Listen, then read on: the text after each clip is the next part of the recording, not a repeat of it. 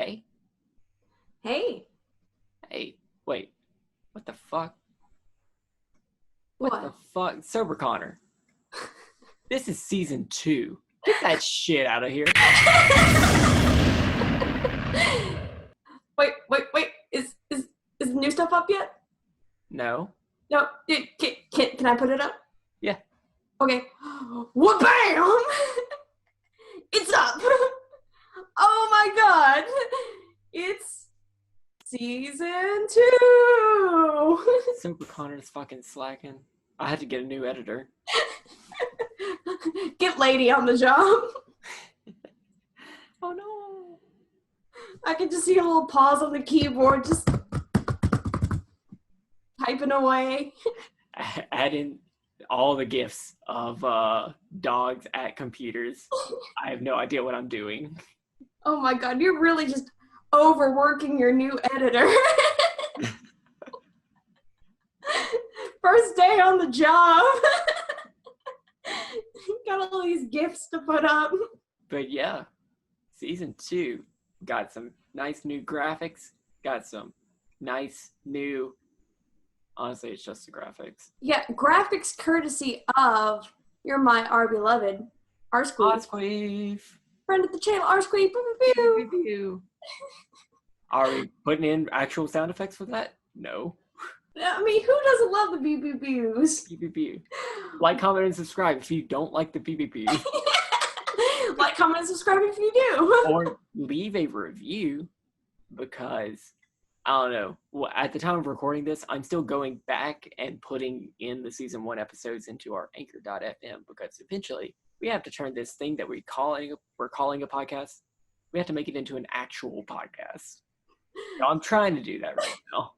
Like, holy fuck. Like, we're doing it. I mean, which Oh is... boy. We're doing it. Which, we will still probably upload these to YouTube because Sober Connor, or our new editor. Sober Connor, this is your chance to prove yourself. Anyway, Sober Connor loves doing visual gags, and we will keep those up for the people who like that stuff. And for the people who, don't really have time to have YouTube pulled up on their phone or their computer or whatever, we have... Or just don't want to use data, because, oh boy, do we understand not wanting to use your data.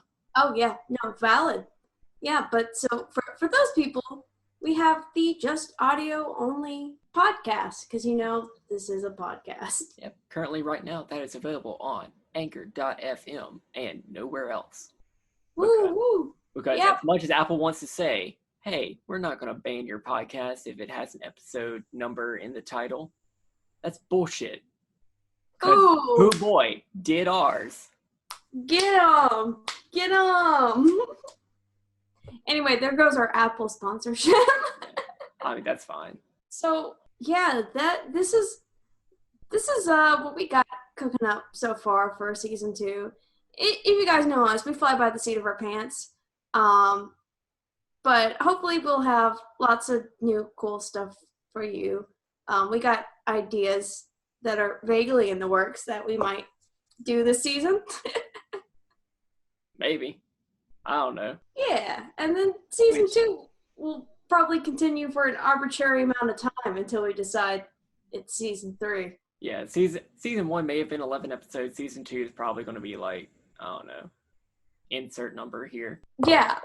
We talked about probably the next time we get any sort of like upgrade. So once we get the laser light show, then it's season 3. So lots of new stuff for season 2, but you all know us. You all know our content. We are here with same old 2 of us, same old format. Kylen, what you drinking? Well, funny story. I didn't realize we were recording tonight, to be completely transparent. Neither did I. So I went out and got a bottle of wine, and I was like, yeah, I'm gonna just let's get on the call. I'll drink this and I'll let you know when I'm ready. So I started the call, and I was up at the top at the bottom of the wine bottle, and I think in about the 5 minutes we were talking, I got You're very close to the bottom of the wine bottle. Oh yeah, that wine bottle has been chugged. So this is White's Infidel because this is my go-to whenever I forget to go to the liquor store. I just grab a bottle of wine and drink straight from the bottle, much to Connor's, I don't know, whatever sort of emotions you feel. Let's go with chagrin. You know, I was thinking of chagrin, but I was like, I don't know if that's right. But I felt it. I felt it on the inside. I feel that chagrin. And Connor, what are you drinking this evening? Well, I'm currently not drinking anything, but during the stream today, I was having some Monster, limeade, and gin. Because as is usually the case with my Saturdays, I had a fucking headache.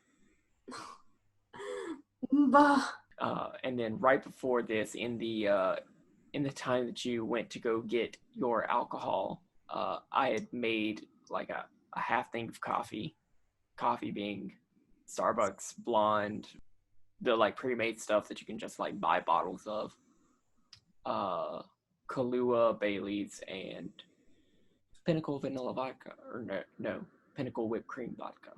A lot better than Smirnoff stuff. Oh really? Wow. I thought Pinnacle was like lower tier than Smirnoff, like price wise. Maybe it seems a lot smoother than the Smirnoff stuff. Well, guess what, Smirnoff? We don't want your sponsorship. Pinnacle, come on through. Smirnoff's caramel stuff is pretty good. Yeah, no, I like just regular Smirnoff products and Smirnoff ices. Oh, Smirnoff Ice is wonderful. How can I forget being 18, young, dumb, naive, chugging Smirnoff ices? What you don't see behind the camera right now is me just like pushing my Smirnoff Ice behind the couch. Listen, I will throw shade at Smirnoff ices, but they still smack. Like, I will never forget my roots. They're dummy thick. Come on, just made me spill this wine. How dare you? So it's funny enough that David Hayter, the voice of Snake from Metal Gear Solid, recorded that fucking Tumblr post meme that's like, Colonel, I'm trying to sneak around, but I'm dummy thick. Like, but my ass cheeks keeps alerting the guards. So it was funny enough that they got David Hayter to do it. To me, it was about 10 times funnier when fucking Arsqueef made a tweet that referenced that about. Dr. Connor put up that tweet. I lost my fucking shit. Apparently, I ruined him because now he does memes. Apparently, it's a bad thing. You heard it here first. Arsqueef was a good boy until KyleWithAnN corrupted him. Oh my god. Speaking of which, I just gotta get this off my chest because it was such a fucking roast. But like, whenever I was streaming the other day, he was in chat and he was like, I just want you to know that the other day I looked up Persnickety Poltergeist, which is the name of our bar, Troll Skull Manor, in our version of Waterdeep Dragon Heist, which is Amon Dragon Heist. Our Summer in Amon campaign. Yes. And so I was the one that came up with the name for the bar, the Persnickety Poltergeist. And he was like, I just want you to know that I looked it up because I thought you got it from something. And I was absolutely gobsmacked to find out that the first mention was on your Twitter. And I'm like, yeah, no, I came up with it on my own. Like, I'm funny. I'm creative. I like alliteration.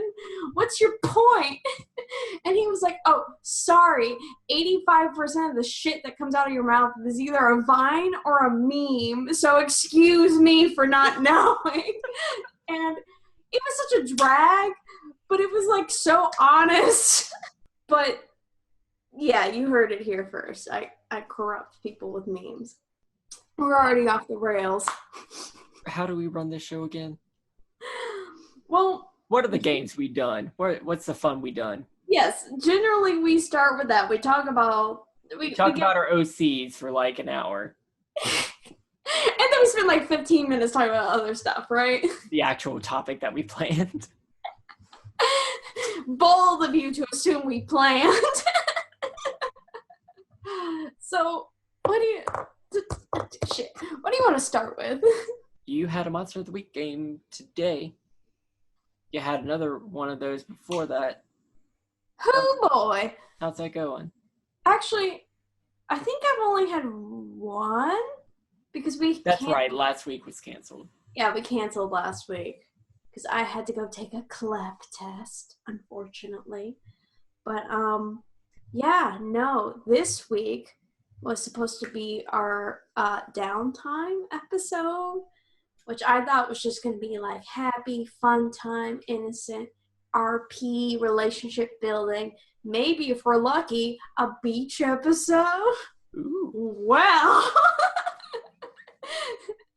let's what's all this in? Talk about that. So, in the show, my character Lemmy,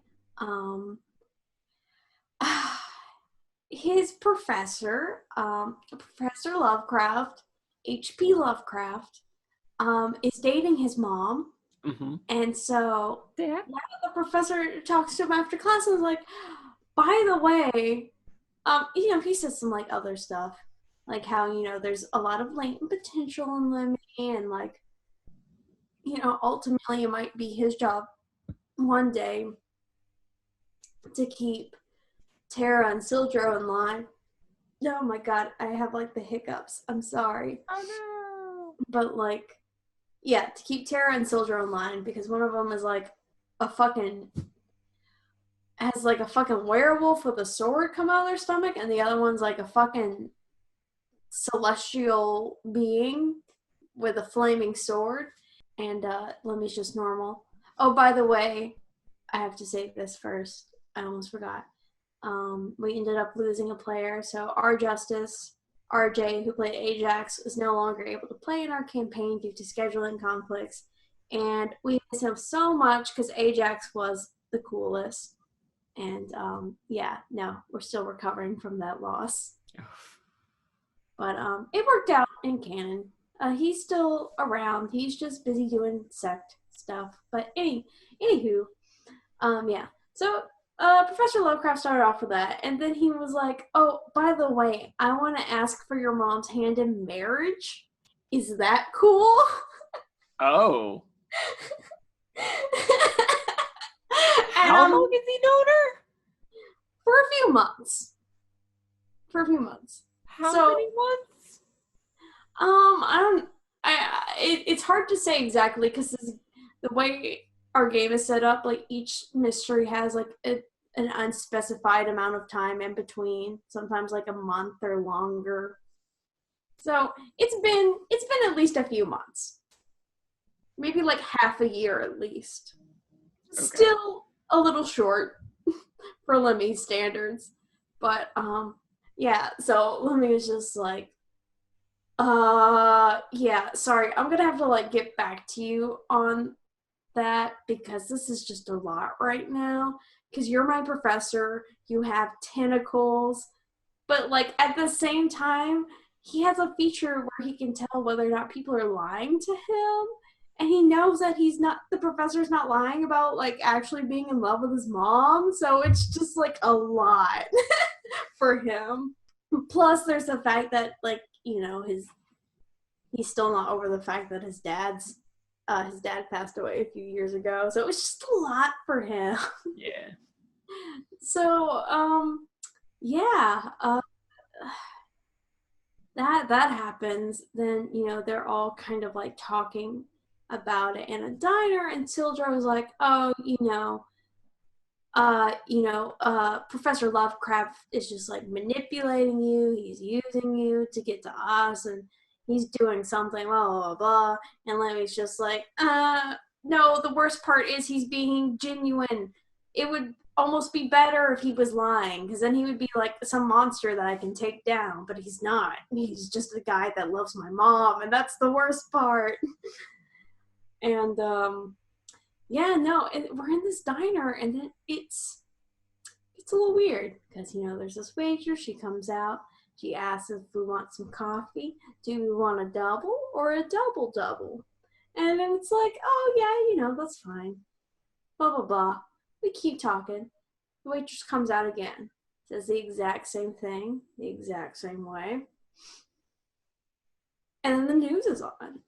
And like there's something about like this astral body that's like near the moon, near Earth, and they don't know what it is.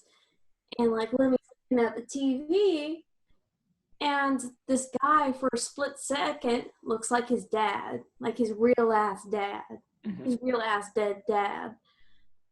But then in a split second later, it looks back to normal again. So Lemmy's just like freaked out because he's like, everything is just kind of getting to him mentally, and this weird thing's going on with this waitress. So they leave, but still Joe's like, no, that's weird. I'm going back in. And then the waitress, like, it gets weird after that. Has like her eyes turn like black and her head turns 180 degrees, and she has like tentacles come out of her mouth. And then Sildro like investigates further, and apparently there's like some like hard drive thing, and my face is on a computer, and he like takes that, and we're apparently on spring break during this time, so like Lemmy's going off to investigate things, Sildro's going off to investigate things, and Tara's going off to do things. And then so Lemmy goes home and goes to his mom's house and sees his sister, and he's talking to his sister, and his sister says like the same thing about like wanting coffee, whether he wants a double or a double. And he's like, that's weird. And then a few days later, he's over there with Tara, and they're trying to investigate something, and his mom comes downstairs and asks if he wants a coffee the exact same way the waitress did, and his sister did. And he's like, oh, okay, this is like really weird. And then Sildro's like, hey, come to the park. I gotta show you something. We gotta look something up. So like Lemmy's like, I want to go to the park, and Tara's like, oh, I'm gonna go home. Let me just take a taxi home. And then the taxi driver was also being super weird, and he's like, oh, hey, I'm gonna stop by this coffee shop real quick. And he does, and then he says the exact same thing about coffee, and then he turns and looks at Tara, and his eyes are black. But luckily for Tara, he has like an ability where he can just like bamf out of places. So he was like, nope. Yeah. So I teleport out the car. But so he actually ends up like teleporting to the park.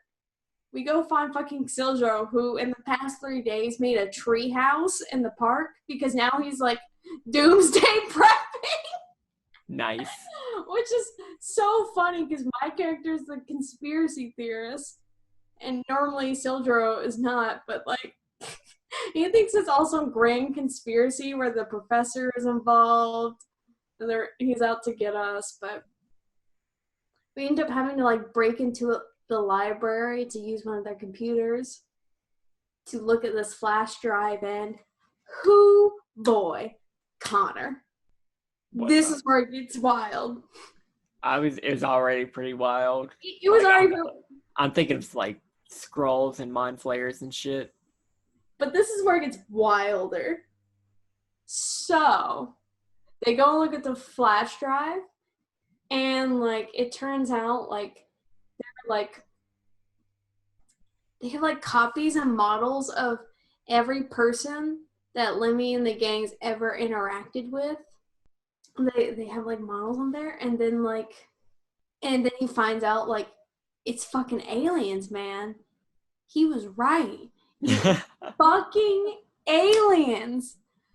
But no, it gets wilder. There's a video on there of his dad like in this fucking spaceship, like running and trying to like upload this data to like send to Lemmy, but then he gets like shot and he dies, but like Lemmy's dad died of like natural causes, so he's like, oh my god, my dad knew about aliens and he was gonna tell me.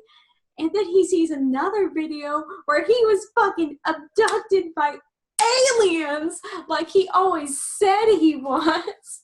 I was right.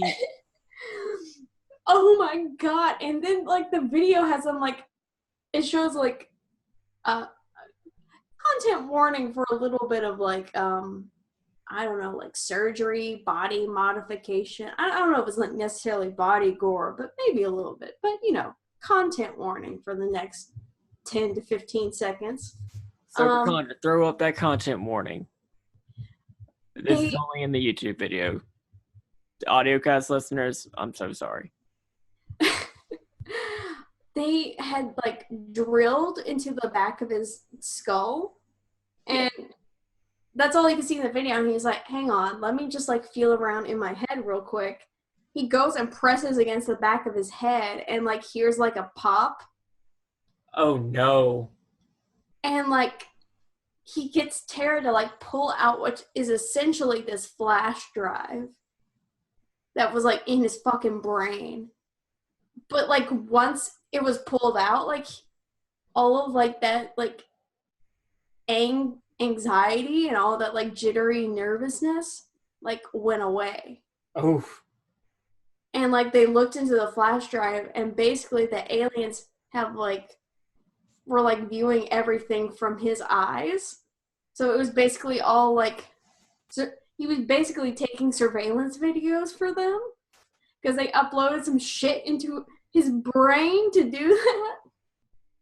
And then the episode fucking ends with like all these fucking aliens right outside the library ready to fucking get them. Oh no.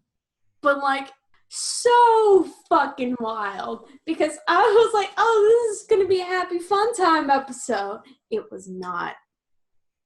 It was not. Oh. And we found out that Professor Lovecraft is actually a good guy because the aliens want to kill him because he's very dangerous. Oh, fuck. And I forgot to mention that he's been making them get like all these items and shit for like all their missions. And it turns out it's for some sort of summoning and binding spell, but we don't know what he wants to summon and bind yet. I don't know if it's aliens or not, but anyways, turns out my stepdad is a cool guy. But holy crap. When you give DMs like Pro Restarter the knives, they will stab you. I just didn't expect the knife to stab everyone. There's nothing better than a weaponized backstory. Which is really funny because we cut to break and like before the break I mentioned like, oh yeah, my dad died a few years ago, so that's why I'm not over that, and so I'm not cool with my mom getting married again. So he's like, yeah, so tell me a little bit about your dad. And I'm like, oh, well, you know, he just died of natural causes. I mean, that's pretty much it. And he's like, oh, okay. And then, like, you had thought. Yeah, I gave him a dead dad thinking he wouldn't be able to kill my dad, but he killed my dad in a flashback. Kylen, as someone who has experienced dead dads on Pro Research channel very often, I have to say, it's not something that you can just walk away from.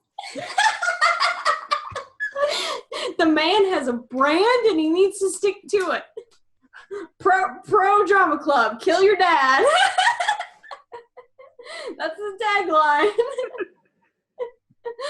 I just love the way you're posted up right now. You look like a fucking wine mom, just like, listen. So our talkers can't look behind the screen because even in the YouTube video, it's the audio primary thing. To which I say, thank God. I have this futon like completely like folded out. Like if you wanted to sleep on it, you could, and I have it folded out so that my dog can lay comfortably on it while I am also here. That's pretty much it. It's just now I don't have like a back to lean against while also staying pretty close to the microphone. So I'm just like sitting in this very seductive pose. Yeah, like honestly, like it the way you're posed right now, you should be wearing a very sheer nightgown and nothing else. With a glass of red wine. Coming soon to a merch store near you. Let's talk about it. Sheer nightgowns. Let's talk about it. Lingerie set. Anything else besides aliens and dads and double or double coffees on Monster of the Week? I would just like to say that I was right. Also, now that I think about it, there is one more thing I kind of want to talk about. Let's talk about it. To that.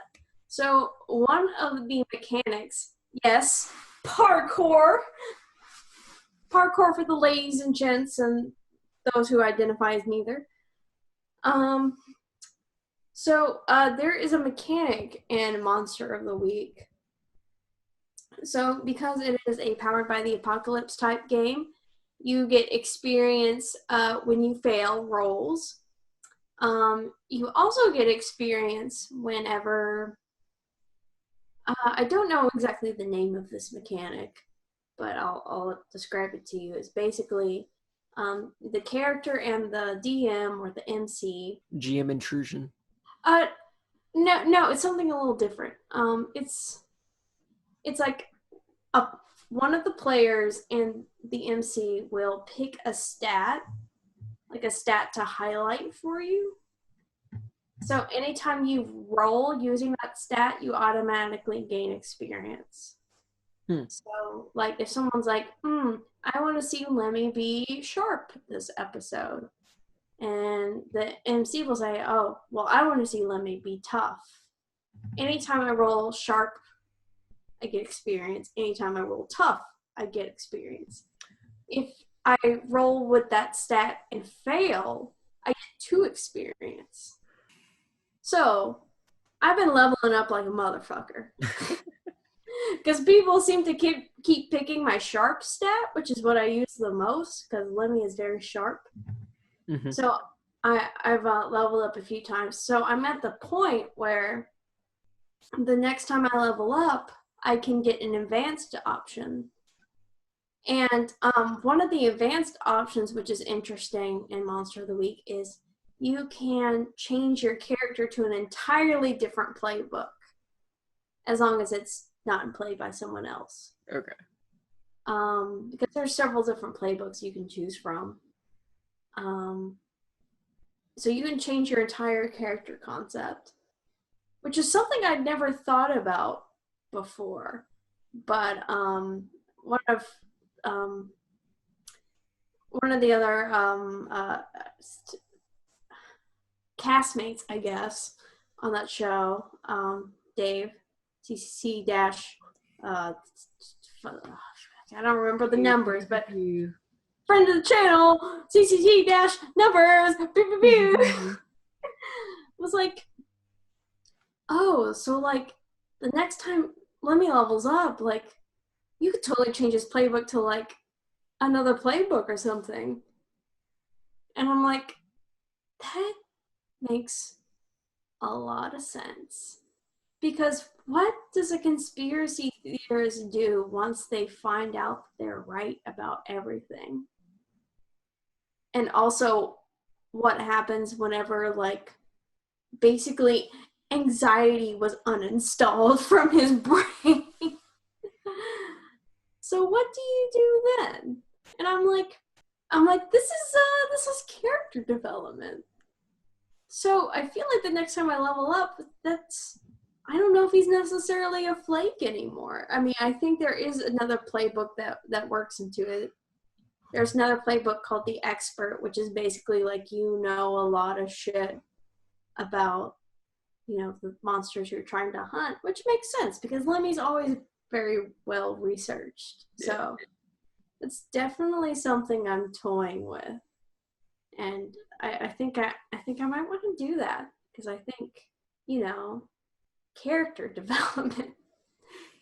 They literally aliens put anxiety in his brain and they took out the USB drive with the anxiety. So,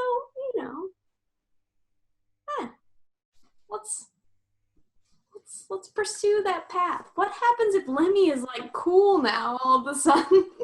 What happens whenever the shy nerdy person is cool? Well, he's not like super cool, but he's just no longer like nervous He's not owned by his anxiety. Yeah, no, he is like actually now like, okay, instead of being like, oh, oh geez, like maybe I know stuff and maybe no one will believe me. No. He's like, okay, this is what's happening. This is what's happening. I know what needs to be done. And we need to do this. Which is kind of interesting considering the conversation that his professor was having with him. It's like, you have a lot of potential. It's there. One day you'll unlock it. And it feels like that, that was kind of like him unlocking it. All he needed was to find out he was right. I was right. Anyways, aliens are real. Aliens are real. Title IX is for real. Ghost is for real.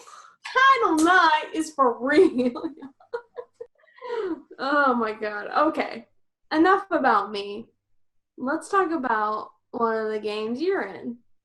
Well, keeping in the theme of the Pro Restarter channel, I also played a game in which PR was actually another player. This is the Little Things game, where we all play kiddos in D&D 5e. Yes. We killed a hag. Yes, kids. I'm so proud of you, babies. We killed a hag very quickly.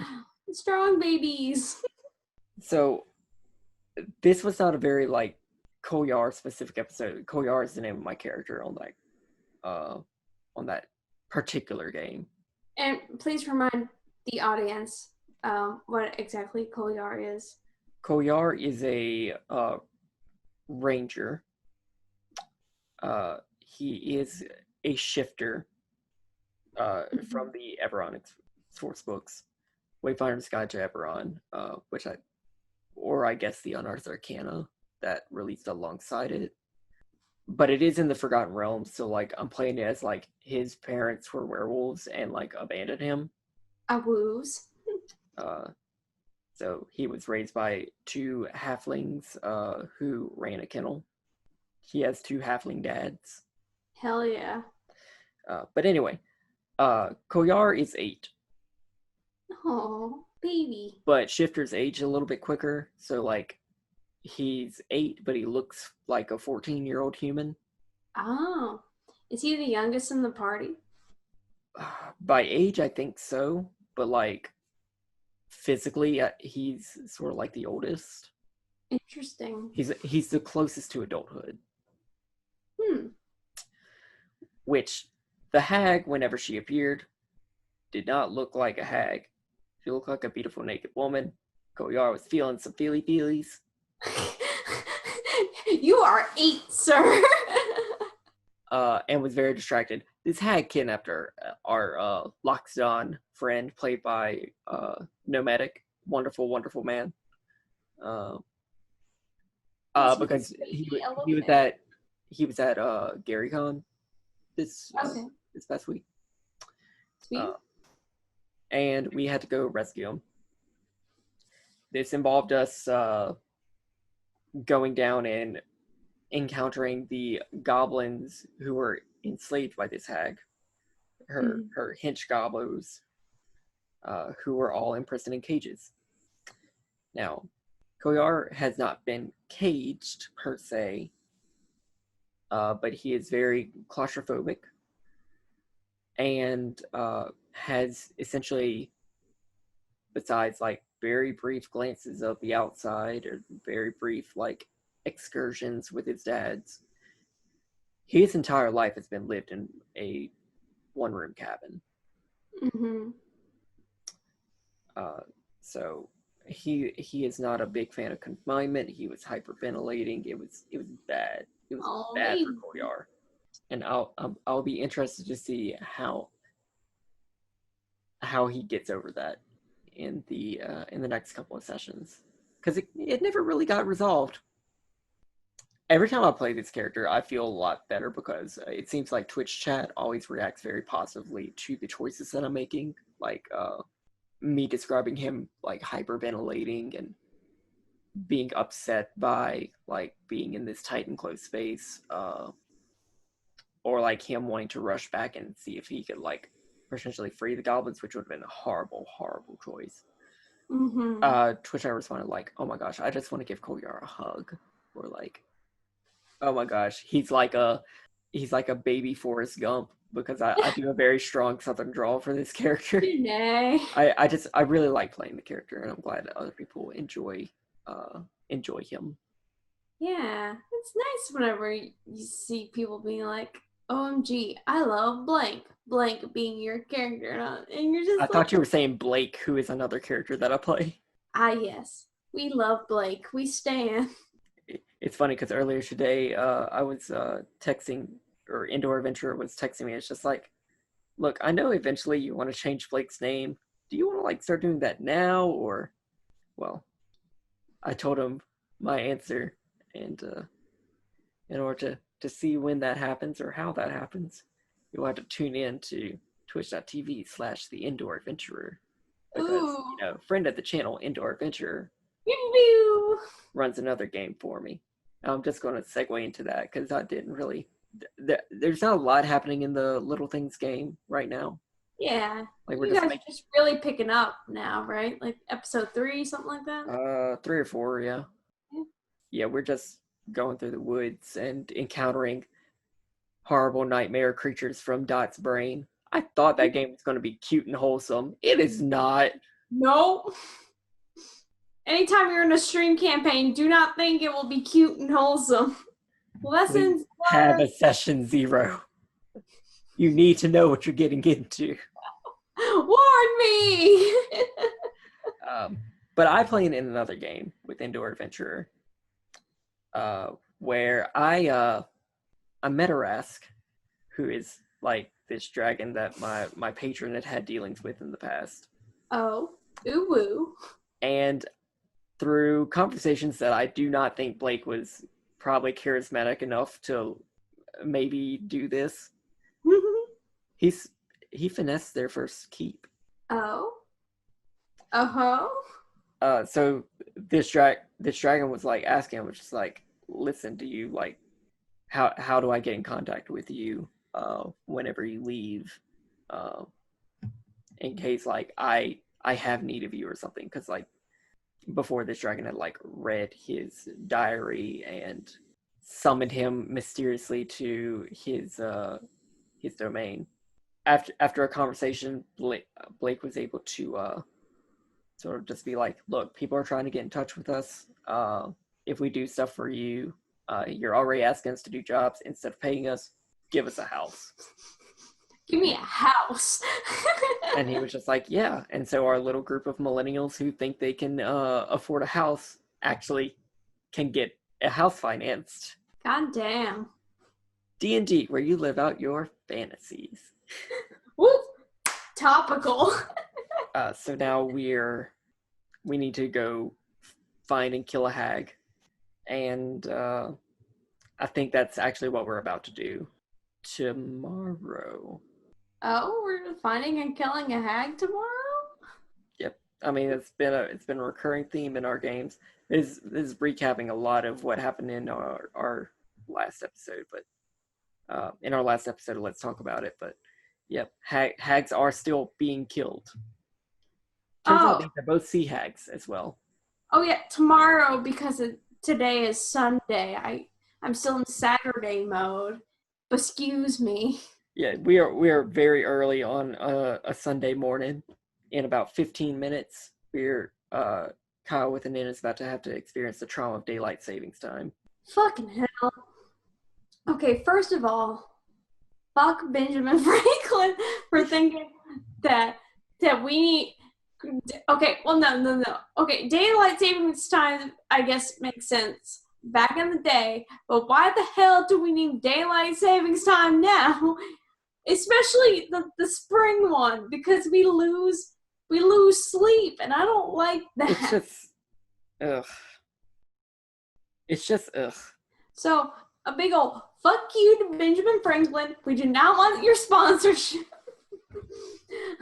I will go back in time and fight you over daylight savings time so I can get some more fucking sleep in this bitch. God damn. Consistency reduces complexity. And oh my god, daylight savings is the most inconsistent, irrational bullshit that I've ever had to consistently experience. But while you were going through the horrors of daylight savings times, if you are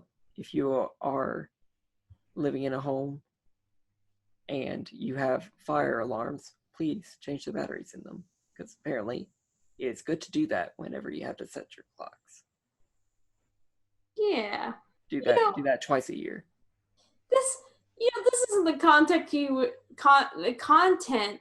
you would expect from Latai, but here we are offering it to you. We're here to save your fucking lives. So do it. Stop what you're doing. Actually, keep the podcast playing, but just go change your fire alarm while you're listening to it. Yeah, change the batteries in your fire alarm. Yeah, Indoor Adventure. We're still doing stuff. Go watch it. It's good. It's real good. Alas for the Awful Sea. Oh, yeah, we had a session this past Monday, which... Hoo boy! Hoo boy. So, Alas for the Awful Sea is a system that is a little more subtle, I guess, compared to other systems. Like, it's a system that heavily punishes, like, combat and violence. And it's more... Do you want to talk about it later? Nope, lady does not want to talk about it. She said, you lost me. No violence. I cannot hear anything that Kylen is saying right now. Oh, well then I can just talk shit. Connor is smelly. He smells so bad. Oh, wait, shit, here he comes. He's about to come back. All right, everyone play cool. Okay. Okay, what did you miss? All of that. Okay.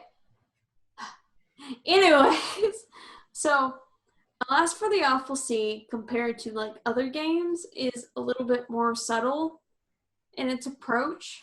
So combat and violence is heavily discouraged and even punished. So you get a lot more like RP, maybe not like subtle RP, but it's a lot more like, less direct, I guess. Yeah. And all the conflict you could experience is like, emotional in nature. So, my character, which this isn't character knowledge, but this is player and audience knowledge, is on the heels of a very bad breakup. Mm-hmm. And on the heels, I mean, it's been like 3 or 4 years, but, she's still not over it. It happens whenever your girlfriend leaves you for some rich merchant guy. So she's not over it. So she drinks a lot, and she very casually hooks up a lot.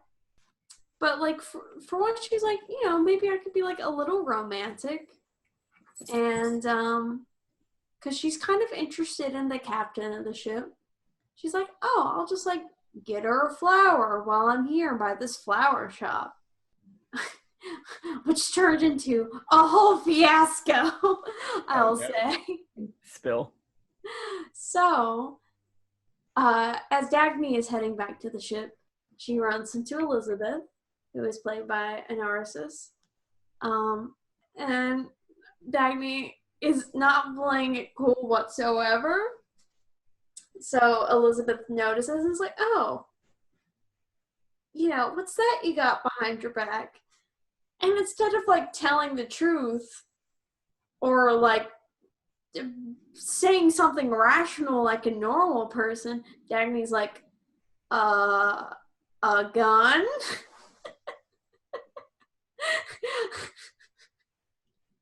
Which if you had a gun. Yeah, which there's a clip of that floating around somewhere on Twitter. Because I just derailed the campaign for like a whole minute. Which, to be fair, Dagny does have like a big ass hunting rifle, so this wasn't just me being like a dick. She does have a gun.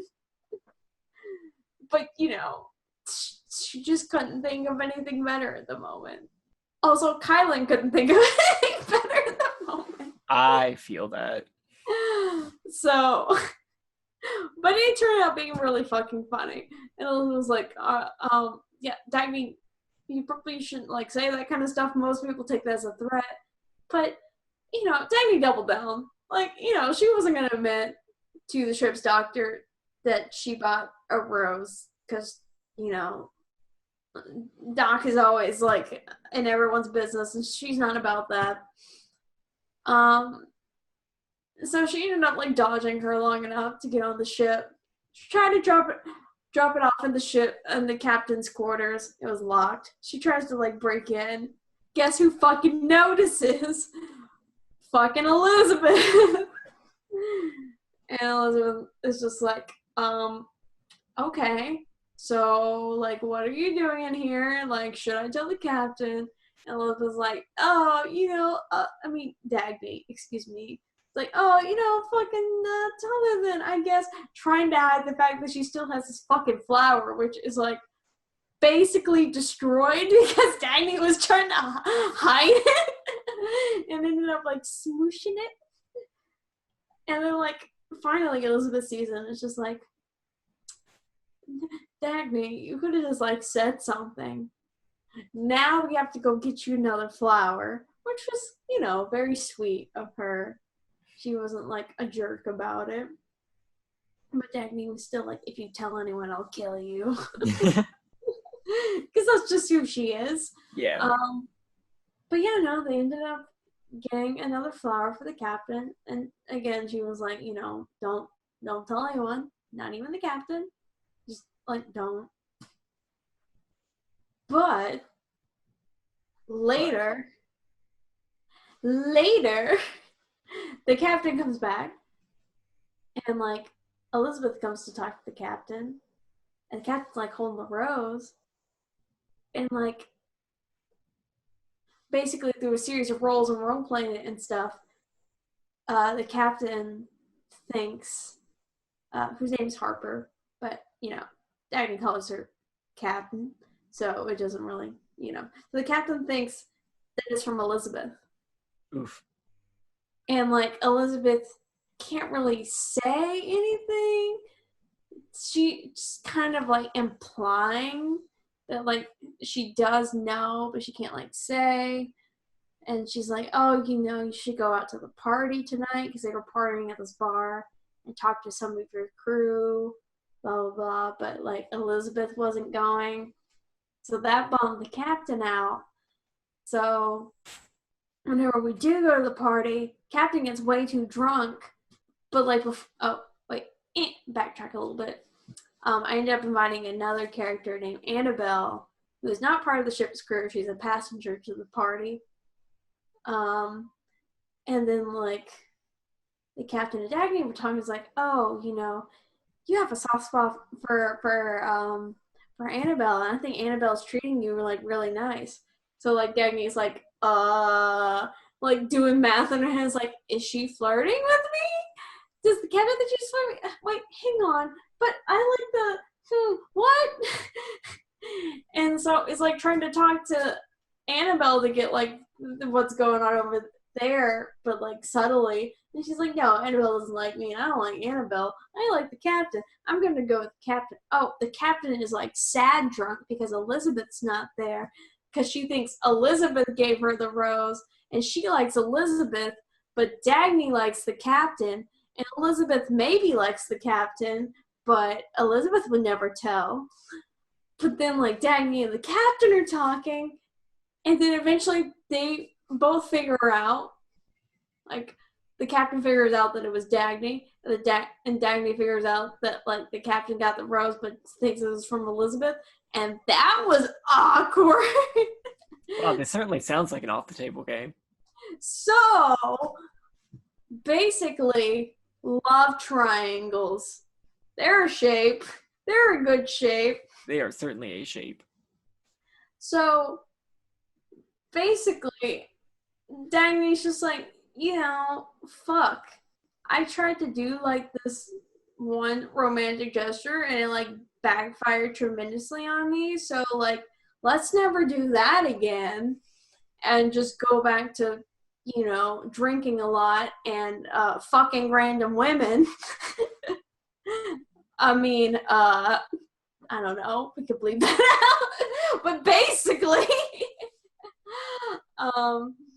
so yeah, that's the kind of shit that goes on in Alas for the Awful Sea. You get fucking love shapes, and it's very interesting because that game is based on being more subtle, and I designed my character to not be that way. So it's like she sticks out like a fucking sore thumb, and I'm like, oh my god, this is probably too much. But then afterwards, people are like, oh, I fucking love Dagny, and I'm just like, yeah, validation. Validation, especially when you make those dumbass RP moves. I can't tell you how many times people this week have been like, so was it you that said something about having a gun behind your back? And I'm like, shut up. But thanks. Yeah, so that's that on that. And I guess that's it for our streamed games, but you've also done some other streaming this week. Oh, me? Well, sometimes, occasionally, I like to stream video games on my own channel. Very rarely because, oh boy, my life does not allow that most of the time. Hold up, I'm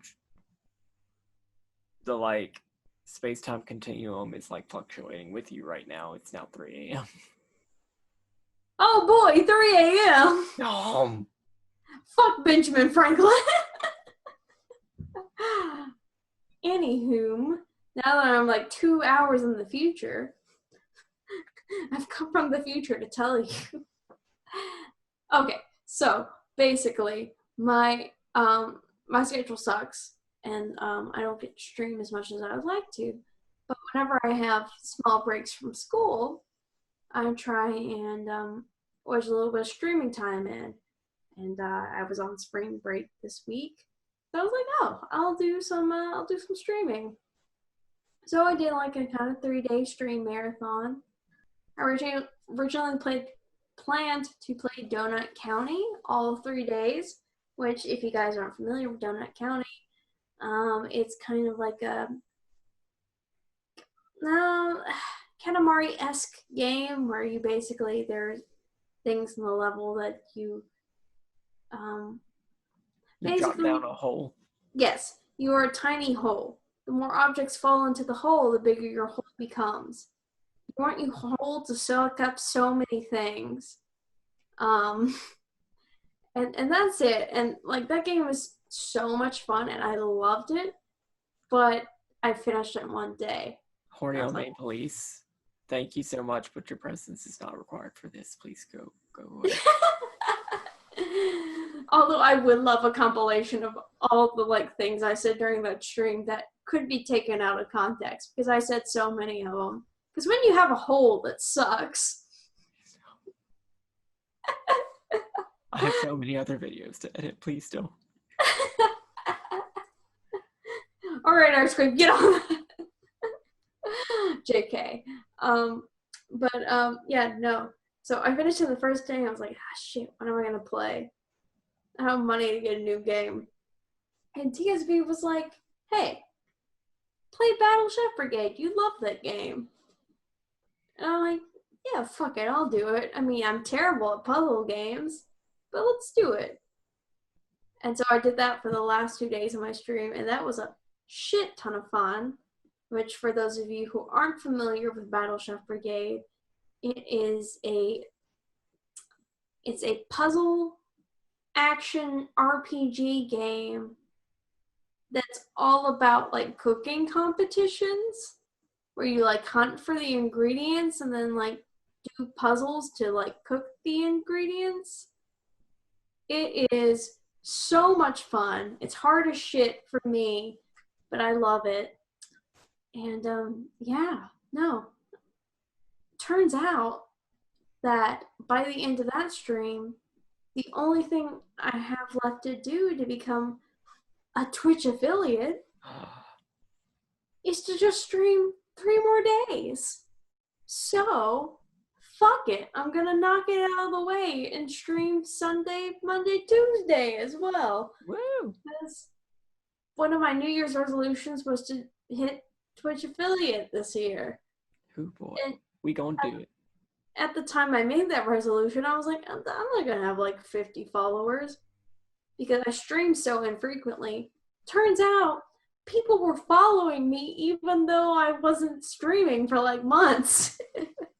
So I ended up hitting like 50 something followers on the first day. And I'm like, well, fuck, now I gotta push through.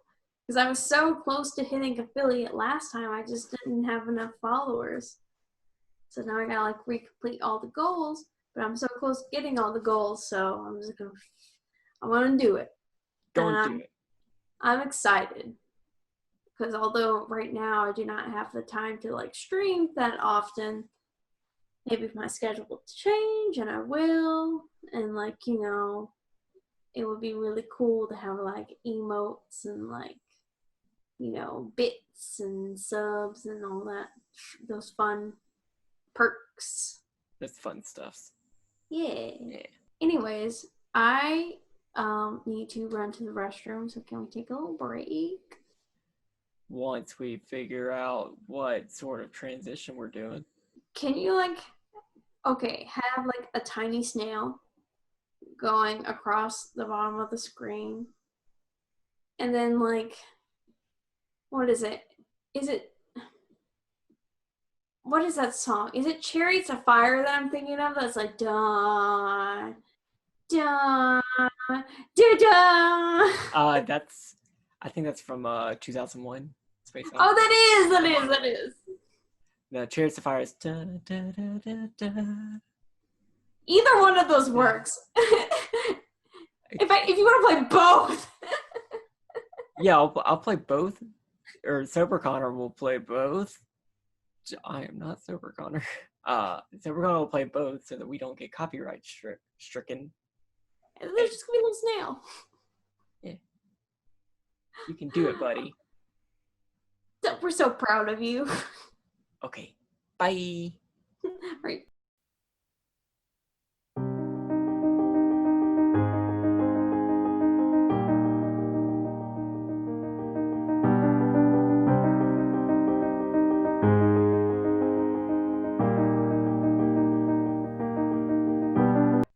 Say delicious gummies?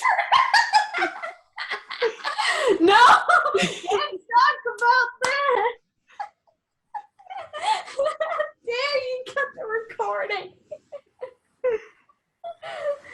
Anyways, I hope our snail made it across the screen.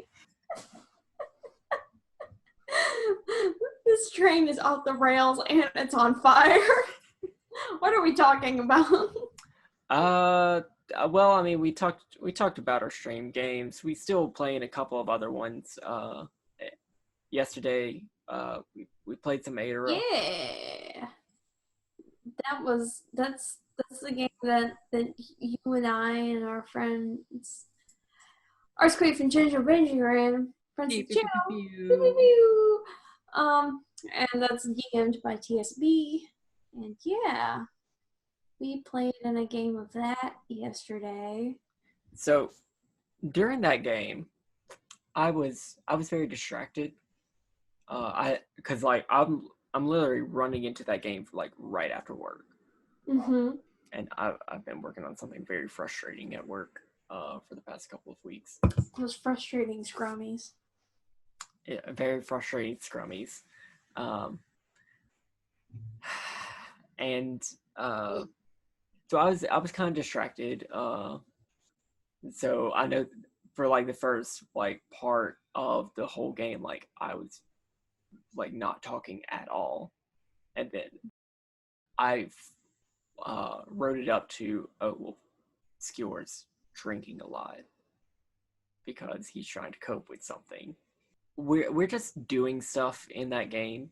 I don't know if we've like found the plot or not, but like we were going after some ghouls who are like, I don't know, doing something with somebody who should be dead. I think we're on the trail of some sort of plot, but I think that TSP just provides a lot of shit in the world for us to do that we don't always have to trail the plot specifically. But I think he's leading us on to something. For once, he's being coy about it. So off-brand for him. Yeah, because usually he's like, oh, by the way, I have this planned out, and he'll tell you, like, he'll spoil the whole thing because he's so excited. It's so cute, but you know. So, like, what was Skewer coping with, Connor? Let's talk about that. Well, we had talked about it last time. Skewer bloodlusted and hurt Ellie a lot. Yeah. I don't want to say that hurt a lot, but it definitely did. Because I am probably the squishiest member in the party. And Skewer can do a big hurt. Yeah, he was definitely built to be a DPS character, and he got scolded by everybody, so now he's taking his time to like feel bad And cope with alcohol. Mm-hmm. Which, like, has been noticed by at least 2 members of the party, and definitely noticed by Ellie. Because, like, she went to wake him up, and he was, like, dreaming about it or something, or talking about it in his sleep. It made her sad. He is probably about to lean very heavily into that alcoholic coping, because whenever I made this version of Skewer and the last version of Skewer, my high concept was frat boy werewolf. Dumbass.jpg. Which, speaking, so I'm gonna go off on a little bit of a tangent because go off.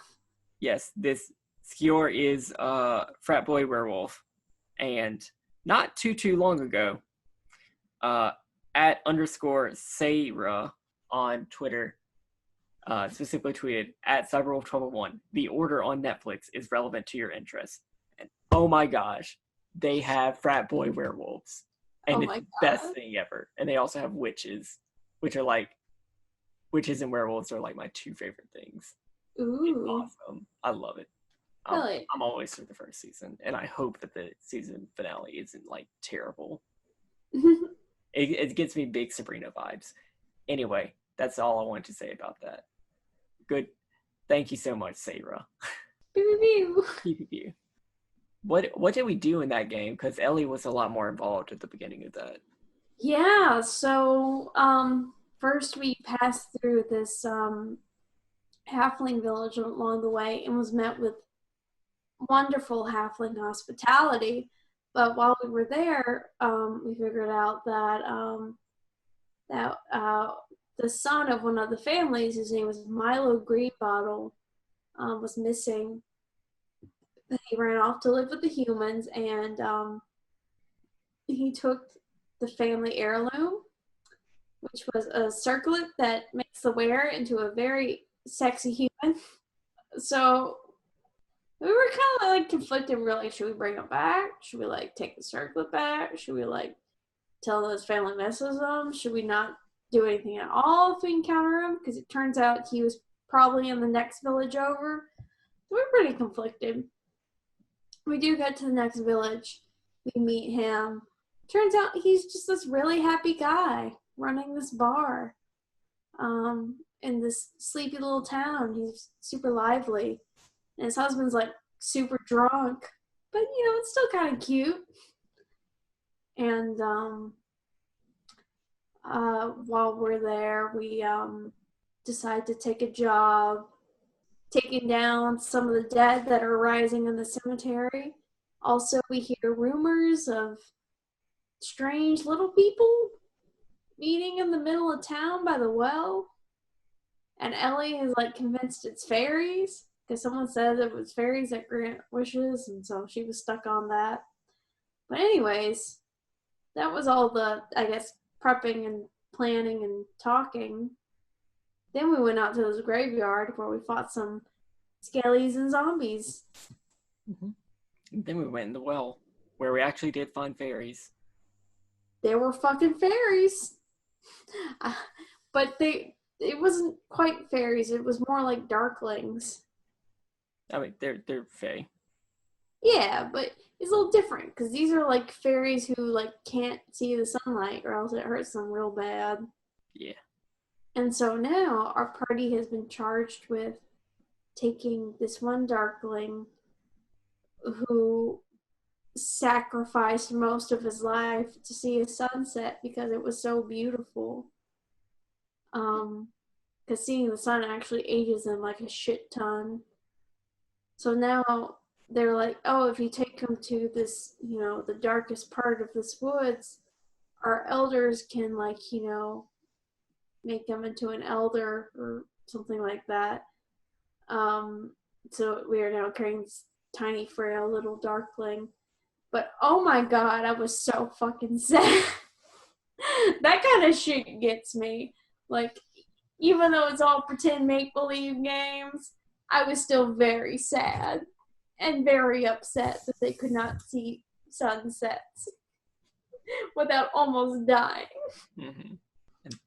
Of course, it made sense because my character was also feeling that way, but Kylen was also feeling that way. And we've also still got our Dragon Heist game still going. Fuck yeah, baby. Playing that bright and early today. Yeah. Oof, we're gonna be so tired and so hungover. What happened in that game? Okay, well, in that game, I gotta think of where we started. Oh wait, was this the auto fucks up episode? Yeah, y'all wanted to have some downtime so that y'all can like watch your kids and like see what sort of classes they might take whenever they become adventurers. Yes. And yeah, y'all had a week. And we wanted to get stronghold benefits too. Yeah, and y'all y'all took an extended rest so that y'all would be able to gain stronghold benefits from your establishment, because I am using the MCDM strongholds and followers in addition to just the Dragon High supplement with modified rules to balance it, because like the stronghold stuff, like technically you're only supposed to like get benefits from an establishment over a season, but like Dragon Heist is only supposed to be played out over a single season. So it's a lot of weird stuff there, but we've modified it a little bit. Y'all had to take a little vacation to get that. Otto wanted to use his downtime to find another gun. And oh boy, did he decide to go about it in a way. So, some minor Dragon High spoilers. There are guns in the adventure. There are specifically in the Forgotten Realms. They come from Lantern. They're Lantanese pistols that are all used by a certain subrace of gunslingers. And yeah, Otto found them and stole things from them, and they're very perceptive, very, very high level leader. Rolled very high on his perception. That ended pretty badly. But everyone made some very, very good persuasion checks, and this person really didn't want to get blood on their hands, so y'all survived to endure extended rest. I'm trying to be as vague as possible for like all of this. But Connor, at what cost did we do that? Because there were some decisions that were made that could potentially have some consequences. Everything that was gained from like the little heist was like lost, but like it's pretty much a net zero for Otto, except that a true name was uttered at one Yeah. point. Mm-hmm. So that has to be resolved. True and fake name. Because a true name said summoning a certain Rakshasa, and then two other characters in the party were like, oh, hey, so-and-so, human name. Because, you know, our party is smart. So smart. Yeah, so now this NPC who's very high level and has lots of connections knows that. So, you know, whenever we end the official plot of Dragon Heist, there's at least that thread to follow. There was one other thing that happened during that vacation, and it involved Ginger Benji's character. Earlier in the game, they had found a primordial dragon that was a spawn of Thordak, the Cinder King. Mm-hmm. Y'all killed it. Y'all killed it real good. We did. Much to Glide's chagrin, he did not like that at all. And y'all hung the disembodied head in your bar. It was a good-looking head. It was. I mean, Glide hated that. But during the last session, you had gone into an area outside of Amon in the scar of the Cinder King, not the crater, not where he ruled the domain, but like this scar outside that was still burning like half a year later. Mm-hmm. And you had found part of a primordial heartstone that in my version of Amon possibly was fueling these fires, and brought it back to some fire chambers, moving it just a little bit closer to your also birthed from a heartstone dragon head. And it started to react. Its eyes started glowing. Did I know what that meant at the time? No. Certainly not. Certainly not. Plan that far ahead. I only need 30 seconds to prep. Glide had decided that, like, hey, I should probably, like, get this checked out. And, like, went and talked to them. They're like, oh, that's weird. Can you bring the dragon head here? So he brought the dragon head there. And as it got closer, it started burning hotter. And eventually, whenever he brought it in, it, like, started, like, rolling off the table and then, like, melting the stone beneath it. Is 100% me just like, okay, it's here now. This is going to happen. You can do stuff to try to stop it. It's not going to work. God damn it, Glide. But the dragon head fused with the heartstone and essentially made a second dragon egg. Because, you know, when a disembodied dragon head and a hearthstone love each other very much. I'm using the statistics from Kobo Press's Tome of Beasts. This is a flame dragon wormling that eventually found its way back to your bar that y'all were fortifying in case of your big bad evil guy attacking. Yeah. And it sort of just like found its way in like minutes after hatching and just like plopped down in your fireplace. So now y'all have yet another pet because I love handing out pets. Connor's just like, you get a pet. You get a pet. And everyone gets a pet. Your pet just happens to be CR3. It's just so funny because we're all so fucking... Everyone except Glide is so salty about it. It's like, do you see this naked space on our wall where this dragon head used to be? You gotta go get something else to put on our wall. And now we have this fucking baby dragon that could melt our entire bar. And we're just like, oh my god. Parenthood is so hard. Yep, you already have 4 kids. Damn. And a disembodied hand. And a robotic mouse. And a robotic mouse. And a mind witness. Yep. Truly, we have so much going on. I love how in the Critical Role canon, nobody in Amon has ever mentioned the bullshit that y'all have been doing. But speaking of, that's my clever segue into what's been going on. Holy shit. So, probably, I want to say maybe like 2 weeks ago, Critical Role very suddenly and casually posted a picture that was in some sort of like runic language that was deciphered almost immediately that they something about making an animation. And so they came and they're like, yeah, we're opening a Kickstarter starting soon. Like, it started sometime in March. I'm bad with dates. And they were like, yeah, we want to raise 75,000 or $75,000. I'm good at math. To maybe make like one animated episode.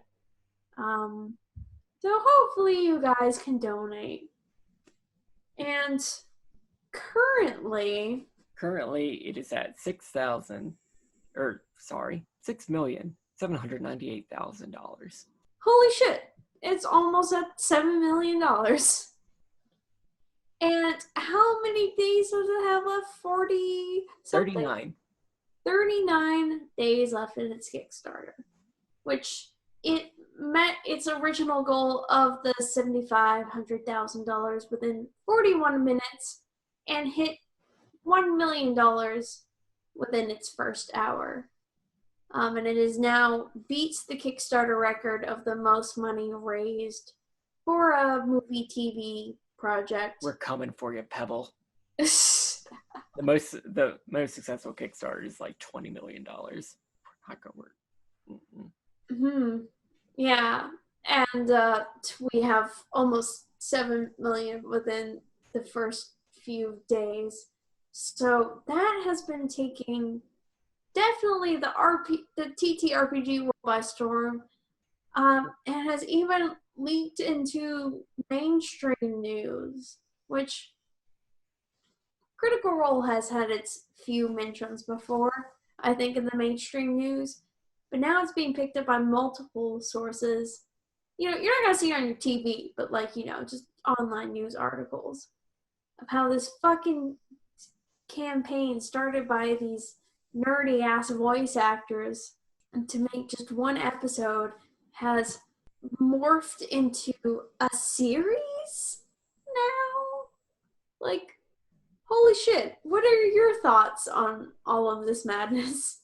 I had figured that, because I'm just thinking about like the last Kickstarter that Critical Role did for the minis. That was also very much successful. I feel like this one was teased and hyped a little bit better than the Steamforged one. I was not surprised. I was not surprised at all. My expectation at like as soon as like the Kickstarter started, and it passed 1 million, I'm like, this is gonna hit definitely 2.5 million by the end of the day. Wow. They ended up doing 3.5 million. So he even surpassed that. Like, I think there was no doubt in anyone's mind that the Kickstarter was going to be met. I just think the speed at which it was met, plus this momentum it continues to have, is shocking to, a lot of people, including the people over at Critical Role. Oh, yeah. I'm definitely not saying that, like, they should have expected strangers on the internet to give them $3 million. That's fucking insane. But just, like, the only other Kickstarter that I'm really thinking that's been really popular within the TTRPG community to anything close to this level would be the MCDM Strongholds and Followers Kickstarter, which ended up making, I think, close to 2 million. Wow. And that was how long of a campaign? I think it was like 45 days or something like that. But it's interesting because while this is like a TTRPG, like it's based on that. It's something a little more. Like it's not a supplement or anything like that. It's an actual like animated. It's everything that we wanted a reboot of the D&D TV show to be. Except Yeah, not. It's that for this generation of yes. TTRPGers. It goes beyond TTRPGs. It's now like an accessible form of entertainment for people who don't have the 100+ hours to, binge, abstract form of entertainment. Yeah. To get a story, it is now visual, this is an audio visual experience. And they're like, oh, we're going to tell just this one episode with this original story. It's going to be a 22-minute long animation that now morphed into, oh, okay, we're going to have 2 original episodes, and now we're also going to do a Briarwood arc. Should you guys give us that much money? Which was, I would like to say, totally the right call to make, given how insanely popular the Briarwood arc is. Like the Briarwood arc is a really good place for them to start, because not only is it an amazing arc, and not only do people freaking love Gothic horror, because I mean, look at the Castlevania animation. It's so good. It's doing so well. And within the TTRPG community, look at how well Curse of Strahd does. Everyone loves fucking Curse of Strahd. So good. But it's a very early arc with like still very menial character, or like characters reaching pretty good potential. Mm-hmm. Lots of great moments. Oh yeah, like it's crazy. Like despite all the character growth that happens later on within the campaign, you still hear people say, "Yeah, the Briarwood arc is one of the best arcs, if not the best." Because honestly, it was that good. Even if most of the character development was centered around one character, there were some other character development. Like Percy has a lot of great moments in the Briarwood arc, because he gets to knock off so much of his backstory and like dive into so much. It was so fucking delicious too, because pretty much up until that point, he didn't really have that much of a chance to shine, unfortunately. And then he was given that opportunity to, and so everyone saw like Taliesin just flex his fucking muscles, and just fucking deliver, and then everyone else too, and just I'm a Briarwood arc stan. Like it's 100% one of my favorite arcs, if not my favorite. So I could gush about it all day, but basically what I'm saying is totally fucking smart move for them to decide to want to animate that, because that is something like I believe could get totally 100% funded. So Briarwood arc is good place to start, or continue, because you have all those wonderful moments and it's really good art. It's a better place to continue than the Yug'Voril stuff, because they have to deal with the Tiberius question. Ooh, so you want to talk about that? Let's talk about it. So they have addressed on the frequently asked questions for the Critical Role Kickstarter if the character of Tiberius Stormwind, played by Orion Akaba, one of the original cast members of Critical Role, they have stated that he will not be making an appearance in the animation. Mm-hmm. Which I am sure everyone in the Critical Role community, or of a large portion of people in the Critical Role majority, are very much okay with. Yeah, I have seen some people who are like, oh, he should be there, mama. But from my corner of the internet, the overwhelming majority is just like, good, thank God.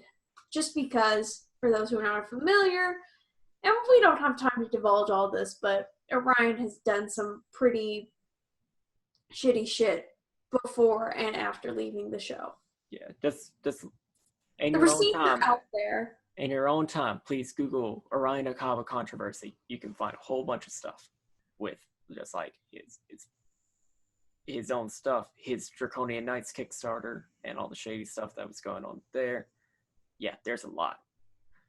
Skipping over Young for Real, which, by the way, I mean, Young for Real was a good place to start. I think everything that happened after it was a lot better.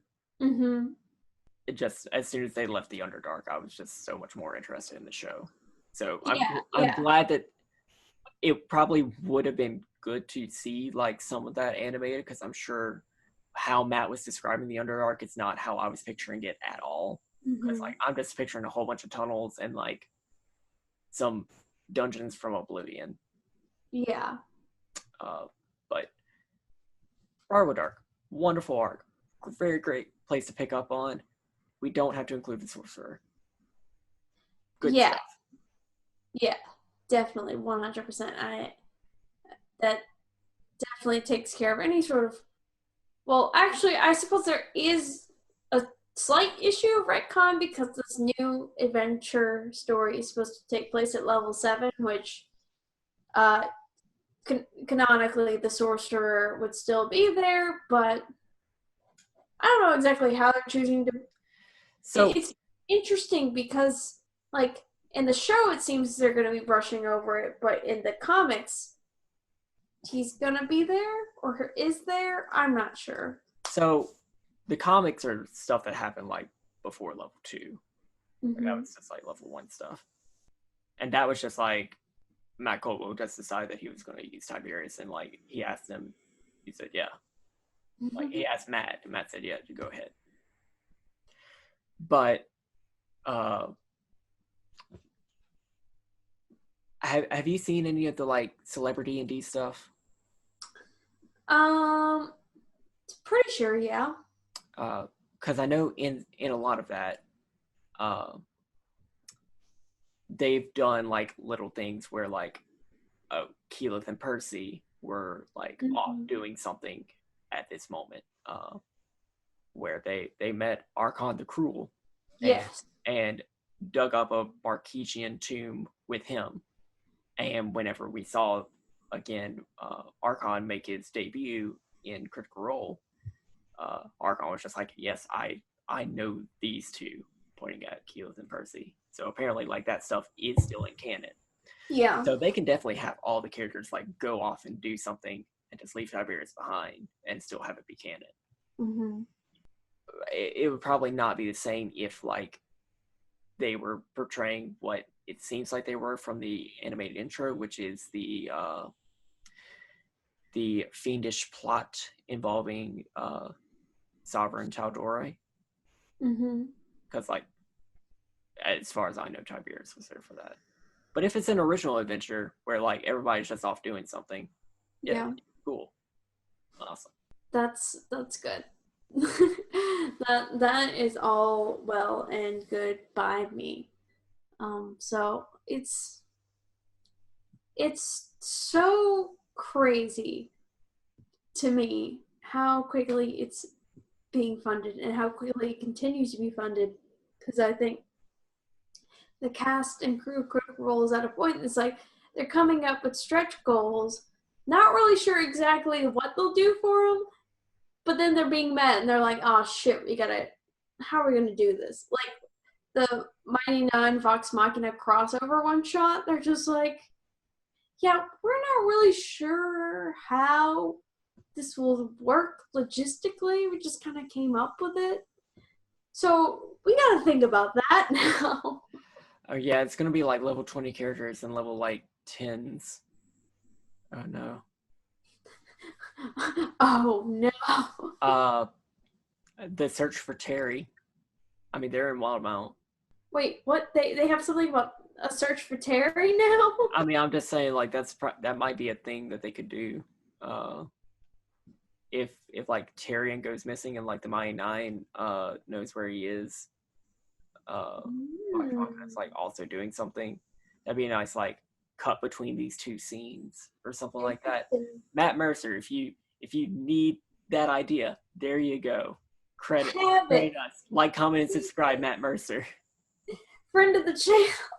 The channel member, sir.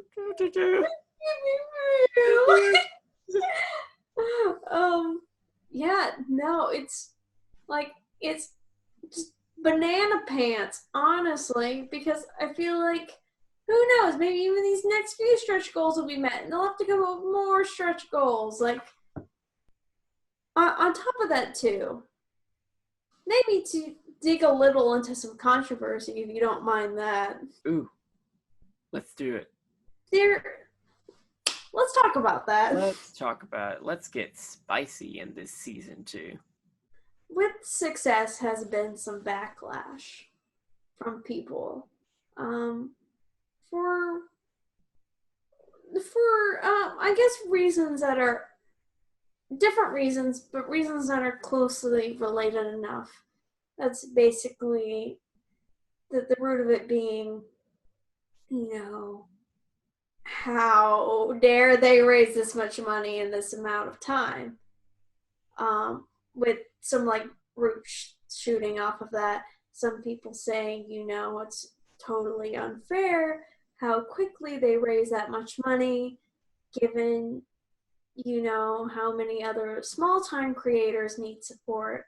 And then, like, another offshoot of people are like, oh, they're raising all this money, they should be donating this to charity. And I have thoughts about those things, but I wanna press you on that first and see if you have anything to say. So I am a capitalist. I am a dirty capitalist, and I think the laws of supply and demand exist for a reason. Mm-hmm. Critical Role has built this community and had very specific ideas about, like, this is what we think we need to do for this level of animation quality. We want to go to like other companies and like see if they would help get it funded, but they want to either change things or like weren't completely on board or didn't really have a grasp on what we were doing. So it's sort of like the same sort of discussions that they originally had with Geek and Sundry whenever Critical Role was first being pitched. Mm-hmm. And they had to be very, no, if we were going to do this, we have to do it ourselves. Yeah. But we're just a Twitch channel, and we're going to need a lot more help with this. Crowdfunding is good because, like, if people want to support this product, they can. Mm-hmm. But it's just a lot of people have a lot of respect for this storytelling style, and they know that Matt Mercer is not going to release something for Critical Role if he is not happy with it. And it seems like we have trust in Critical Role. Mm-hmm. So that's why so many people were willing to give them support. Now, yes, lots of small people definitely need support, and there's a lot of really great TTRPG Kickstarters and products and Patreons and everything that are going out. And I loved that second day of the Critical Role Kickstarter. They started like Max Jenga, I think, or Chris Lockey, or some people who were very closely associated with Critical Role did like pull some like, let's pull for some support small creators tweets and like start signal boosting other products like that. And then even on this week's episode of Critical Role, Matt was like, hey, guys, thank you for the support, but there are plenty of other projects that you guys can support as well from other creators. So check out this hashtag, like, I don't remember exactly, but like, it's like support diverse gamers or like something like that. Yeah, I was coming off of the Prairie Star game, so unfortunately that bleeds into the intro for Critical Role. So Yeah. But no, he even mentioned that outright.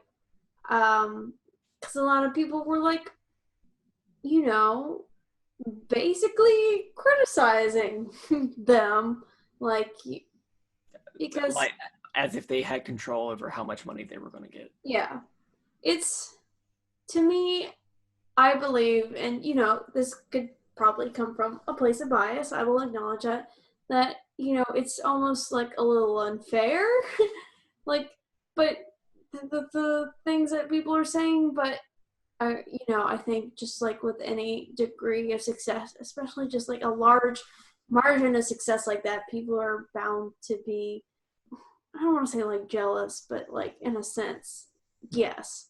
And like it's always easier to, you know, look over on the other side and be critical and judgmental and all that stuff. But I guess more so than that, I think the people that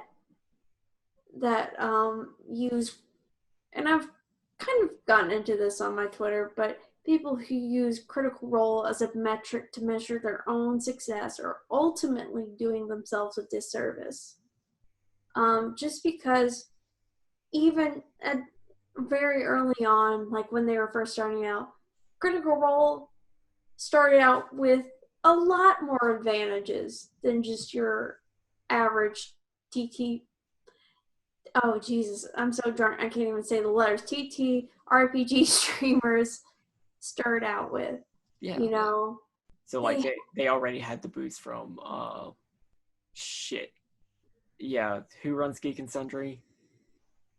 Felicia Day? Felicia Day. Oh my gosh. Yeah, so they already had the boost from Felicia Day and everybody at Geek and Sundry.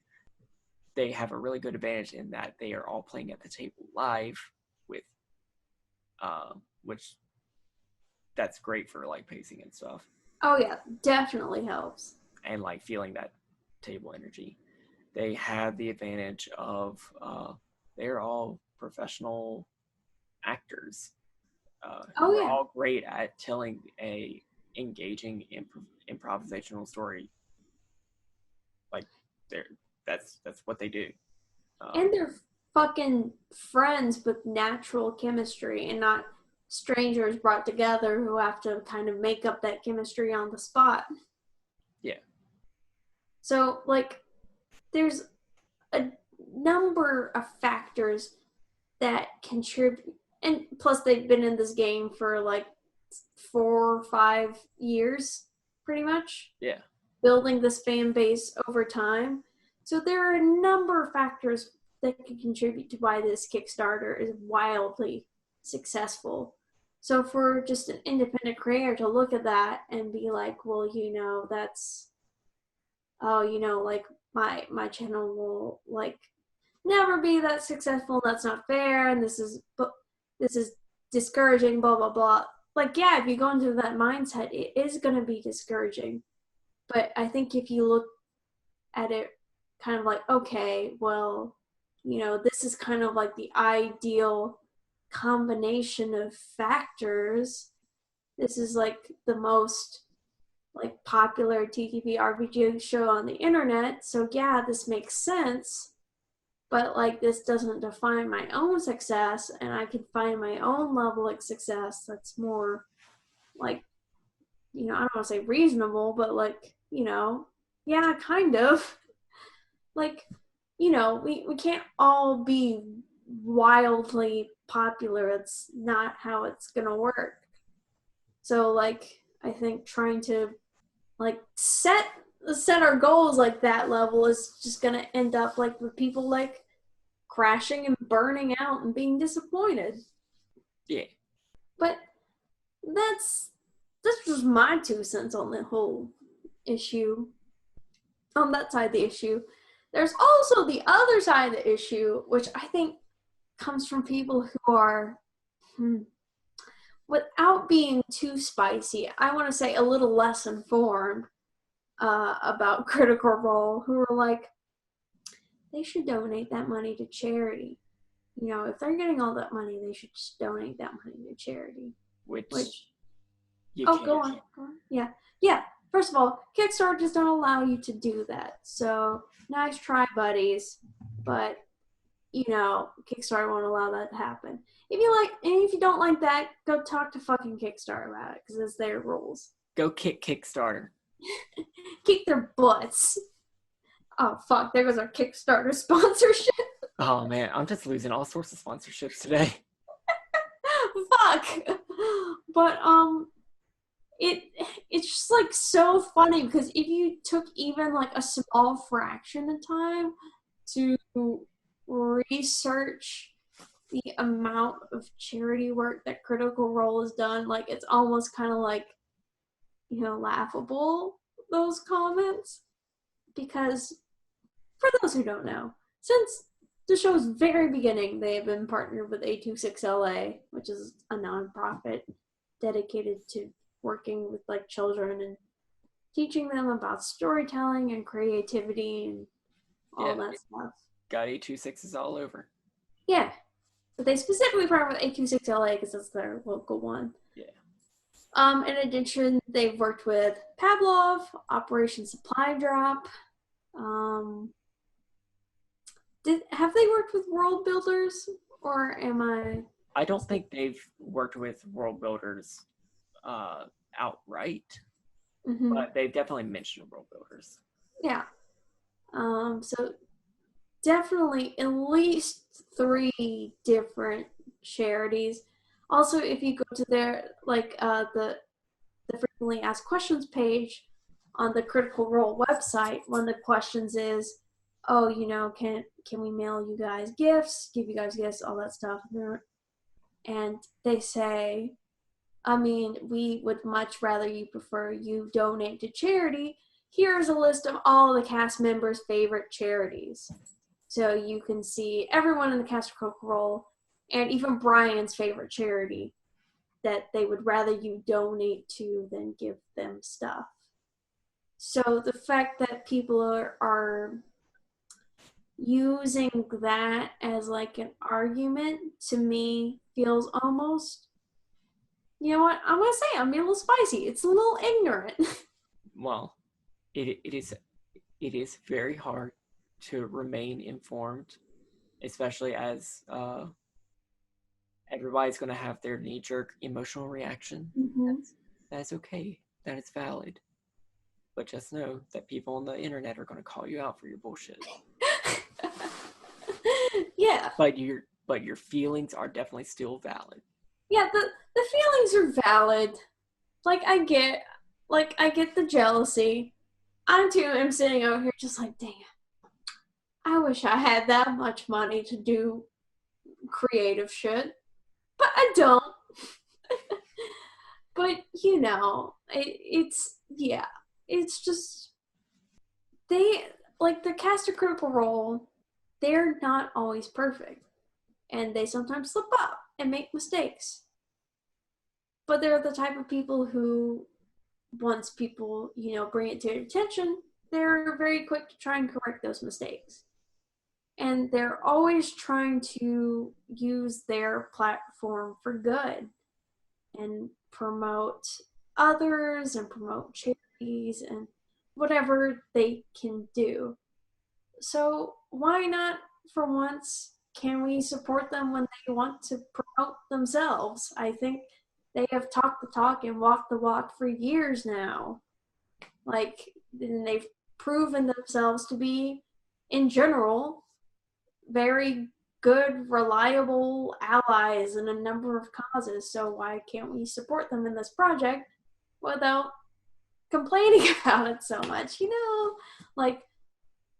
I'm a little biased because I'm a fan, but I think that, you know, they've done more good than they have done harm. So why can't we, you know, support them in this very exciting endeavor? But, you know, I'm just going to sip my tea here. Yeah. And if you are one of those people, well, number one, you wouldn't have gotten this far in the podcast if you were one of these small, vocal, angry minorities. which you're allowed to be angry and whatever. Like I said, your feelings are valid. But it is a small portion of the community that has been feeling this way. Like very small angry voices on the internet that we just so happen to have our own emotional knee-jerk reactions to and amplify and get upset about. We're doing the same stuff. It's okay. We're all emotional people, but for the most part, it's nothing but love. Yeah. Stay loving. I just experienced the time jump, so I am. You too. Fuck Benjamin. I see. We both. Fuck Gingerman Franklin. Gingerman Franklin. Gingerman Franklin. Ginger Benji Franklin. Well, if that doesn't tell you it's about time to wrap up your fucking episode, I don't know what is. Wow. We learned a lot and we made a lot of friends along the way. So, we're still figuring out what season 2 means, and we're still figuring out what this podcast is. But thank you so much for listening to it. Yeah. Hope you guys have fun, learned a lot, laughed, cried, maybe fallen in love. So, all of listening to this podcast. So if you liked what you heard, there are links in the doobly-doo to find both of us, as well as some of the people that we play with on the internets, where you can get a little taste of what we've been talking about. We finally have some Let's Talk About It merch in the store too. Holy fuck. We got a mug and a shirt. Oh, we have a shirt? I thought we just had a mug. Yeah, we got a traveling shirt. Oh fuck, I'm ignorant. So yeah, if you like it, you can get stuff. That's my merch plug. There is stuff. It's in the doobly-doo. And yeah, anything else? Don't forget to love each other. Listen, just because you've met Brian, does that give you the right? Excuse me. But please, don't forget to love each other. And we will see you in the next episode. Bye-bye. Bye-bye. Bye-bye. Connor's the scrummy master. He's the master with the scrummies.